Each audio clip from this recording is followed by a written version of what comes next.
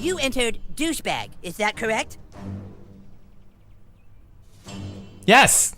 Are you sure you want to keep the name douchebag? No. Very well, douchebag. Video game nggak hanya menyajikan sesuatu yang realistis dan fantasi untuk menghibur para playernya. Terkadang elemen komedi jadi hiburan tersendiri bagi para playernya. Banyak game yang sangat kreatif bisa mengimplementasikan beberapa elemen komedi tersebut dengan kemasan yang menarik. Tentu saja, untuk memahami candaan ini, kalian setidaknya harus bisa bahasa Inggris. Karena jika tidak, kalian tidak bisa memahami apa yang lucu. Is that Spanish? Yes, it is. Yeah, fuck your shit up. That's not really that nice. Pada Video Gamer Buang kali ini, kami telah kumpulkan 7 game dengan elemen kocak. Perlu diingat, daftar ini subjektif banget, jadi kalian mungkin nggak setuju dengan daftar ini. Tapi sebelum lanjut, subscribe channel ini untuk mendapatkan info menarik dari kami. Yang ketujuh adalah seri Worms. You're like 2 feet away. Oh, you turn him into an alien. Worms adalah game turn-based shooter PvP atau PvE. Dalam game ini, kalian akan memerankan cacing yang saling berperang satu sama lain dalam sebuah arena. Arenanya sendiri bisa dihancurkan sampai rata dengan tanah, karena para cacing ini menggunakan senjata sungguhan, mulai dari senapan mesin hingga serangan udara. Namun yang membuatnya konyol adalah jenis senjata hingga teriakan mereka saat perang. Banyak sekali senjata absurd yang dimiliki seri Worms, mulai dari bom pisang hingga granat suci.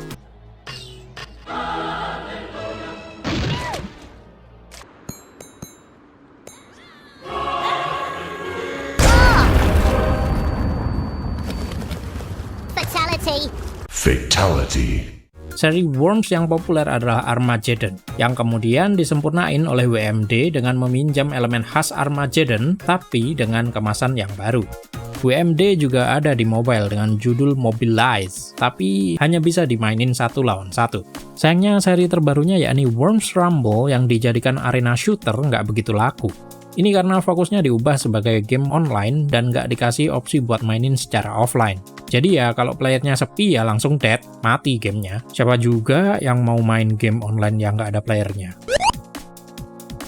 Selanjutnya ada seri Neighbors from Hell. Sebenarnya game ini adalah game jadul yang punya candaan kekerasan ala Tom and Jerry. Dalam game ini, kalian bermain sebagai Woody dalam sebuah acara TV untuk mengerjai tetangganya, Mr. Rottweiler, yang mengganggu. Di sini diceritain kalian kesel sama tetangga kalian, dibilangin ngeyel, terus cara terakhirnya dibikin acara TV buat ngerjain tetangga kalian. Tugasmu sebagai Woody adalah tingkatkan rating tawa acara TV dengan memasang jebakan sambil menghindari Mr. Rottweiler.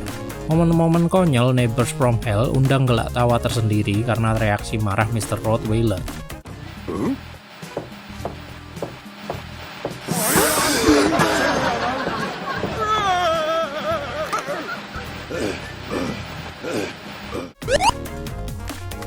Selanjutnya ada Deadpool. Deadpool adalah karakter super anti-hero yang memang sengaja jadi karakter konyol Marvel. Namun Activision, Mercenary Technologies, dan High Moon Studios menggarapnya dengan bagus banget. Gak cuma dari gameplay yang menunjukkan ciri khas Deadpool, namun juga dari segi komedi yang sudah mengundang gelak tawa di awal gamenya. Ciri khas komedinya di game ini adalah breaking the fourth wall, di mana Deadpool bisa berinteraksi dengan penonton, yakni playernya sendiri. Hey, what's that? You guys tracking my every move now? But I haven't even accomplished anything in this game yet. And there's another one. Game Deadpool menceritakan dirinya yang ingin dijadikan video game. Adegan pertama gamenya dibuka dengan skit konyol tentang bagaimana proposalnya untuk jadikan dirinya video game ditolak. Namun diterima setelah Deadpool menghancurkan studio game tempatnya mengajukan proposal. The answer is no. We're gonna pass on your big game idea. What? He said no? That was our chance to be in our own video game. Relax. You know he's gonna call back. Oh yeah, because of the... Deadpool! Hey, it's Peter. You know, dickhead. Remember when I called you earlier and told you no? I'm such a joker, because I meant yes, of course! Sayangnya, Deadpool saat ini sudah nggak bisa dibeli di pasaran sejak tahun 2017. Activision menariknya karena masalah lisensi. Jadi, kalian yang pengen main cuma bisa beli dari pihak ketiga yang punya stok atau membajaknya.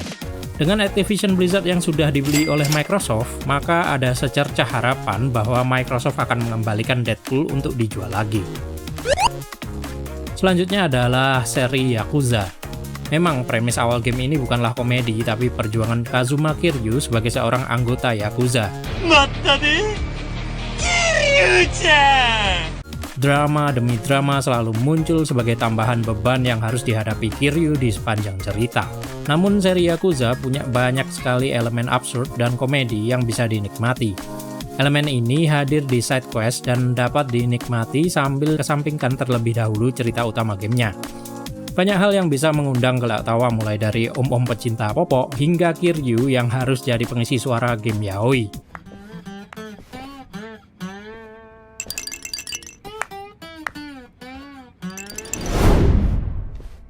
どうや楽しんどるか Unsur komedi ini muncul dari semua seri dari yang pertama sampai yang terbaru. Dijamin deh kalian gak bakal bosan dengan komedi absurd khas bapak-bapak Jepang yang dibawakan di seri Yakuza di side quest-nya. Bukan begitu, Pak? Yang ketiga adalah Goat Simulator. Goat Simulator berilmu fantasi dan imajinasi konyol yang bisa kalian realisasikan di sini. Ya gimana ya, namanya juga game simulasi kambing gitu loh. Kalian bisa berkelana menyusuri dunia open world-nya yang luas sambil ngejahilin para umat manusia. What are you doing? What are you eat? Oh, I'm sorry. Banyak situasi konyol yang bisa kalian temukan di sini sambil berinteraksi dengan objek dalam gamenya. Hey man, what are you doing? Can I zoom in? I can. Wait, let's make some goat love here. I killed him? Kalian bisa melompat di trampolin hingga melakukan atraksi yang nggak mungkin dilakukan kambing sungguhan. Ngebom juga bisa, tapi di seri ketiga. Tapi aslinya bukan seri ketiga, tapi seri kedua. Nah kan, bikin seri aja nggak bener loh. Seri kedua tapi dikasih nama 3. Mabuk ini developernya. Kedua ada High on Life. Game yang satu ini berisi banyak sekali hal konyol, namun tanpa sensor sama sekali. Sumpah serapah, kata-kata kotor, hingga candaan kasar kerap mengisi game ini. Fuck you! Hey, both of you! Shut the fuck up! I'm gonna kill you, shithead! Move your fucking car! Move! Hey, fuck you! Gak heran game ini dibuat oleh kreator kartun dewasa Rick and Morty yang dirikan studio baru bernama Squanch Games. Dalam game ini kalian bermain sebagai seseorang yang dunianya diserang oleh alien yang berusaha mengubah manusia menjadi narkoba. Ya kan, dari plotnya aja udah absurd loh, gak mendidik pula. Terus tujuan kalian di game ini adalah mencari bantuan alien lain demi melawan alien tersebut. Untuk itu, kalian akan bertualang bersama senjata alien yang bisa ngomong bernama Kathleen Kenny. Do you need some more encouragement? Here, that's my little G3 killer. Oh, look at you, G3 killer. Yang terakhir adalah South Park The Stick of Truth. South Park The Stick of Truth bukan game yang dibuat untuk anak-anak karena komedinya yang nggak cuman satir tapi juga sangat dewasa tanpa sensor. Iya, meskipun tampilan visualnya adalah kartun dan tokohnya adalah anak-anak, tapi ya aslinya bukan buat anak-anak. Ingat ya, para orang tua yang nonton video ini bukan game anak-anak tapi buat bapaknya. Game ini diadaptasi dari kartun dewasa berjudul South Park yang sering parodikan dan sindir banyak hal dalam bungkus komedi. Jew, huh? So I guess we'll never really be friends. come You're from on. New Jersey. So you're basically Kyle's mom, cool. South Park The Stick of Truth menertawakan semuanya, termasuk figur kepercayaan tertentu. Jadi kalian yang gampang tersinggung nggak cocok mainin game ini. Lock and load.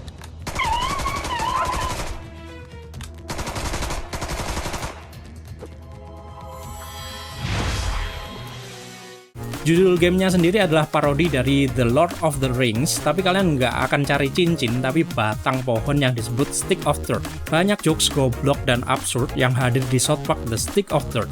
Kata-kata kotor juga nggak jarang muncul dari mulut setiap karakternya. Strip both kings of all their power. Motherfucker. Jika kalian sempat menonton serinya, South Park The Stick of Truth sebenarnya melakukan callback dari candaan yang pernah muncul di serinya. Tapi banyak juga candaan orisinal yang dibuat khusus untuk gamenya. Itulah 7 game dengan elemen kocak. Beberapa elemen komedi ini tentu saja subjektif dari pemikiran kami. Karena menurut kami lucu, belum tentu menurut kalian lucu.